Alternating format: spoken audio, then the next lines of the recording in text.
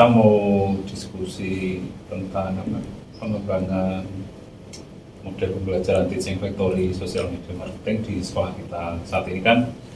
Kebetulan kita kan sebagai SMKPK nih. Nah, kemudian kita akan mengembangkan model pembelajaran teaching factory di mana hasil dari pembelajarannya itu dalam bentuk jasa atau layanan. Nah, ini layanannya itu sosial media marketing untuk UMKM. Nah, ini kan harus terlibat semua ya, Jadi nggak hanya satu atau dua guru, tetapi ini harus kita kerjakan bersama-sama supaya nanti bisa tercapai apa yang menjadi tujuan dari model pembelajaran teaching factory social media marketing ini. Nah, selama ini kan kita juga sudah mencoba sosialisasi ya ke teman-teman guru semuanya supaya kita memiliki pemahaman yang sama tentang TEFA ini dan nanti bisa bergeraknya itu bareng-bareng. Bu Yeni saat ini ngajar di mana? Saat ini ngajar di kelas 10. Kelas 10 ya. Jurusan desain komunikasi visual. DKV ya. DKV yang dulunya multimedia berarti ya. Ya. Multimedia kan konversinya karena kurikulum Merdeka menjadi DKV kan. Nah, dalam pembelajaran ini yang tadi saya sebutkan untuk mendukung teaching factory. Jadi kan pembelajarannya kan menggunakan model teaching factory. Teaching factory dalam ini sosial media marketing. Nah, riset awal untuk menetapkan bagaimana ini sosial media marketing bisa bisa didesain untuk mencapai tujuan itu kira-kira gimana ya? Kalau kami kan dulu kan awal itu ya bersama dengan Pak Melalui Ketua Jurusan Multimedia itu kan kita coba manggil alumni kayak gitu. Apakah menurut Bu ini juga hal yang sama seperti itu? Itu wajar dilakukan itu loh. Gimana kalau menurut jenengan gimana? Kalau pada dasarnya sih sama ya Pak. Jadi untuk riset awalnya pasti kita harus cari tahu dulu masalahnya ada di mana. Nah, salah satu masalahnya yang didapatkan yaitu tadi kan terciptanya desain TEFA ini kan juga menjadi salah satu solusi juga ya Pak dari suatu permasalahan. Permasalahannya ada pada beberapa alumni yang sudah lulus dari sini. Jadi beberapa alumni yang mungkin dia sangat menguasai teknik mungkin dalam hal fotografi atau videografi yang mereka saat ini bekerja dalam suatu PH atau suatu tempat jasa yang videografi semacam itulah, ternyata mereka itu tidak mendapatkan profit yang sesuai gitu Pak. Jadi apalagi dalam perkembangan zaman sekarang ya Pak ya, untuk foto dan video itu orang-orang sudah meninggalkan gitu. Karena semua bisa semua bisa melalui smartphone ya. Iya, melalui smartphone yang sekarang sudah lebih canggih. Jadi jasa itu semakin tertinggal, dan profit mereka juga semakin turun. Iya. Artinya kan bahwa ada latar belakang yang perlu kita pahami bersama bahwa latar belakang ini yang menyebabkan kita harus berubah apa nih? Nah, jawabannya adalah TEFA itu gitu ya. Tadi kan Bu Yeni ngajar kelas 10 DKV ya. Yeah. Nah, di kelas 10 DKV itu kira-kira ada nggak sih materi yang bisa support untuk pengembangan TEFA social media marketing ini? Sangat ada Pak. Di DKV sendiri saya mengajar dasar program keahlian DKV ya. Di situ ada beberapa materi seperti kayak fotografi misalnya, terus desain. Desain itu pasti akan diaplikasikan dan diimplementasikan. Di TEFA sendiri dan di SMM sendiri itu sangat-sangat dibutuhkan karena basisnya semua dengan desain ya Pak, entah mereka membuat flyer, membuat poster, bahkan sosial media post yang nanti akan mereka gunakan untuk penunjang sosial media marketingnya mereka. dan juga fotografi produk misalnya itu juga diajarkan di kelas 10. Nah, kemudian begini, adakah ini kan kelas 10 ya, adakah murid yang memiliki potensi untuk bisa mempelajari secara cepat tentang perkembangan sosial media marketing gitu kan?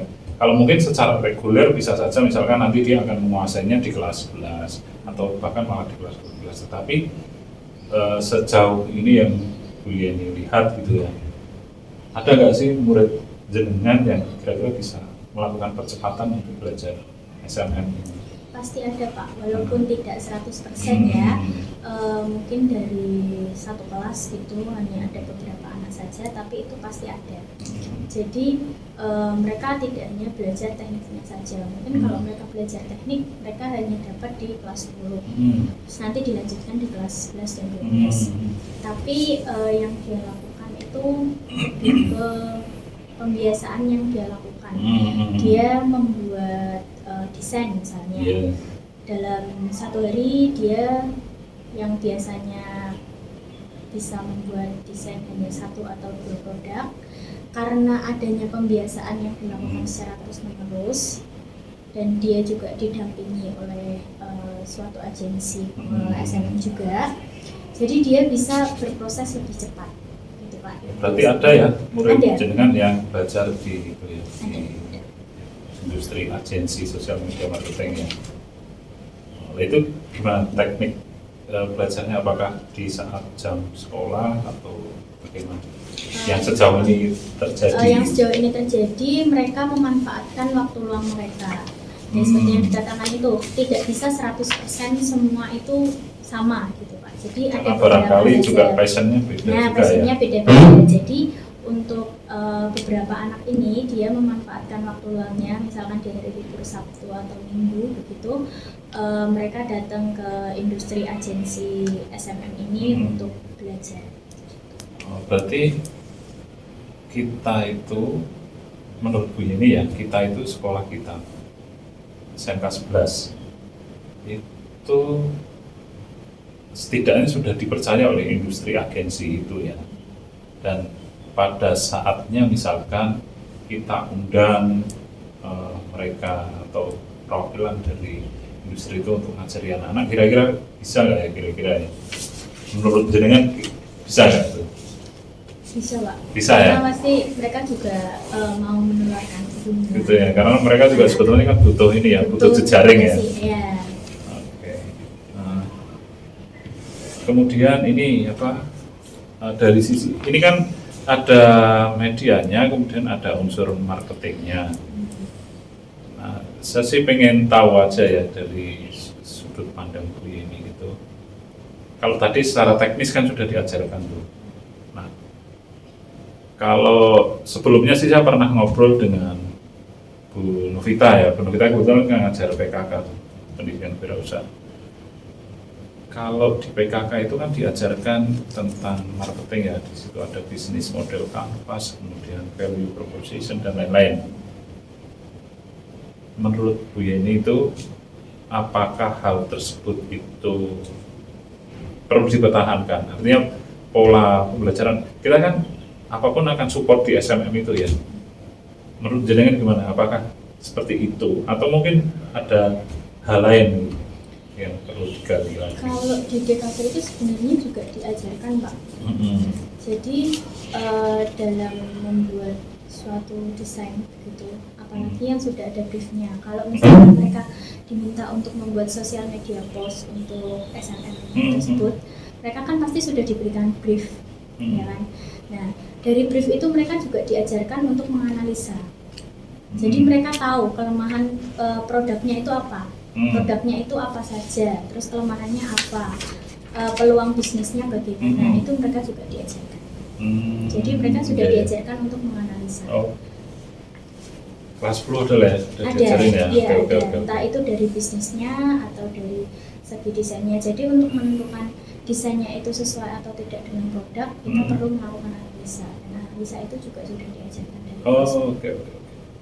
Nah, dari tadi kan kita bicara soal sosial media marketing itu ya, yang salah satunya dipakai di UMKM.